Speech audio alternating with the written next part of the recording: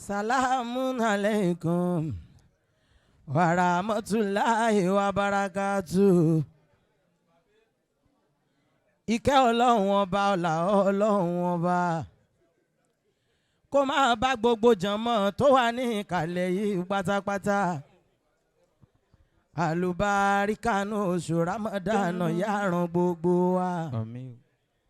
Ṣebí nítorí ànábì la ṣe ń fi légún yan, torí ànábì la ṣe ń fọ̀nà róka o. Tó bá dọjọ́ àgbéǹde gbogbo wa láò bá mọ̀ ọmọ wọlé ọlá. Ẹ bá ń pariwo sallallahu alayhi wa sallam. Sallallahu alayhi wa sallam. Ẹ bá ń pariwo sallallahu alayhi wa sallam. Ó dá tó bá ń fẹ́ràn náà bí bá mi náwó. Ramadan tá ń gbà lẹ́ni tó bá jẹ́ lára aṣá ànábì tó mú wà ní ẹ bá mi dìde kẹ́yọ̀ ń bó ní iṣẹ́ ńlá. Sallallahu alayhi wa sallam. Ó yá ẹ bá mi jókòó kẹ́yọ̀ ń bó ní iṣẹ́ ńlá.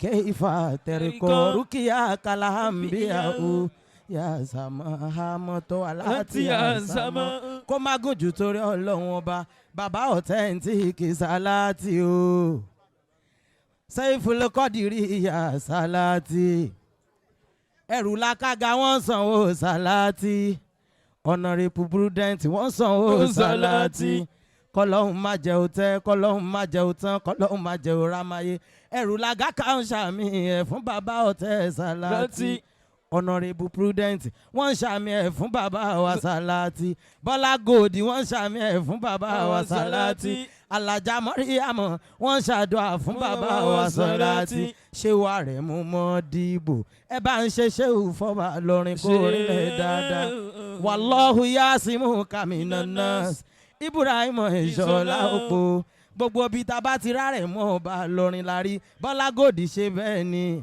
Ọlọ́run ṣàlékún ìkẹ́ ṣàlékún ọlá fún ṣéwù mọ́ dìbò ààrẹ mú wa ní ìlú Ìlọrin ẹ bá ń ṣe ṣéwù fún bàbá mi Dàrósà wọn ní bẹ́ẹ̀ náà ló ṣe rí pé ayé làbó owó lọ bá wa Ìṣọ̀lá Òpó béèyàn ò fi tó bá ṣe yóò tẹ́. Fún kí etí mo kí yín gbogbo obìnrin tó wà ní ìkàlẹ̀ níbi ni mo kí pátápátá. Bá mi ti dìbòdò wọn ní kí bàbá Ote ó pẹ́ authentic Salati kọ́lọ́ má jẹ́ ó kánjú kú. Jájí Ọ̀tòs wọn ní kí bàbá Ote ó pẹ́ authentic Salati kọ́lọ́ má jẹ́ ó kánjú kú. Ẹrù làgàkà wọn ní kí bàbá Ote ó pẹ́ o kọ́lọ́ má jẹ́ ó kánjú kú lọ́la náà bí ó ń ṣe ńlá. Ẹ máa wá ní aṣọ wa ní kíkiní kan máa ṣe àmì. Aṣọ wa ni kíkiní kan máa ṣe àmì. Dr. Alikali ó ní kíní nǹkan tí mo fẹ́ sọ ẹ̀ bá ń tẹ́tí gbọ́. Ó léyàn kan pàtàkì tí mo ti máa ń kí lọ́jọ́ tó ti pẹ́. Odidi rẹ́kọ̀dù bíi 3-4 ni mo ti ṣe fún onítọ̀hún láì rí wọn rí rárá. Àwọn èèyàn máa wá ń sọ pé ṣó mẹ́ni tí òun kì í mo ní ìfẹ́ tó bẹ́ẹ̀ ó jù bẹ́ẹ̀ lọ MC Olúọmọ. Àkọ́kọ́ nínú rẹ́kọ̀dù mi mo kọrin pé abẹ́sìn máa ní wá lẹ́ni lẹ́sìn tí ò fi kún ìwà tó jọ́gà ẹ̀ mi ò lè bá irú ẹ̀ ṣe ni Àyìndé Akínsànyà MC làbá máa pè ní bàbá ìwà Olúọmọ ò ní kánjú kú kó tó dọlọ́lá láyé tí ń sọ pé hàn dáadáa ni Àyìndé kó tó dó nípò láyé ń ròyìn pé hàn rè ni ó wá lọ́lá tán Àyìndé ò gbéraga nítorí ẹ̀ lọ́lọ́run ò ṣe ní jẹ́ jábọ́ láéláé Àyìndé ìmọ̀ yín ti sọ yín dòdò tí à ń bù níbẹ̀ láti rẹ̀ ń gbẹ́ ẹlẹ́ẹ̀kejì nìyẹn ọmọ Akínsànyà ṣe ń gbọ́rọ̀ mi wípé ìmọ̀ yín ti sọ yín dòdò tí à ń bù níbẹ̀ láti rẹ̀ ń gbẹ́ alẹ́ nìkan bí mi pé mo iná ṣáláyìndé tó máa ń kí ẹ̀ rí nígbà tí bàbá mi pọ́n tọ̀hún yẹn lé torí tẹríba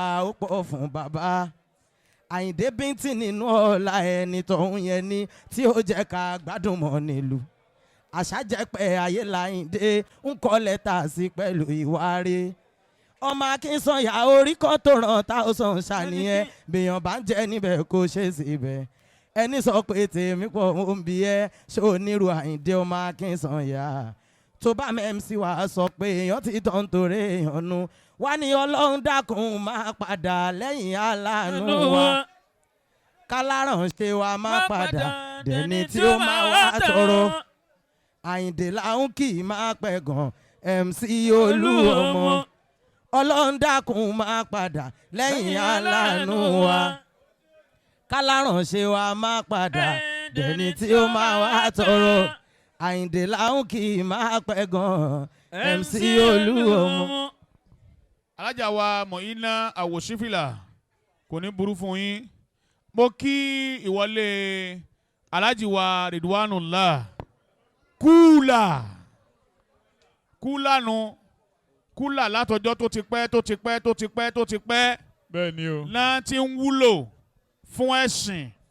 Alájì wa Ridwanullah kúlà olórí ọ̀dọ́ ẹ tún lọ pé wá kó wá náwó nǹkan ti ṣe Ọlọ́run má jẹ́ ó jẹ́yìn láíláí. Àmín. Kúlà ò ní máa padà sí ibú láíláí. Àmín. Kúlà ò ní fẹ́ máa padà sí ibú láíláí. Àmín. Bí Muhammadin wa alihi.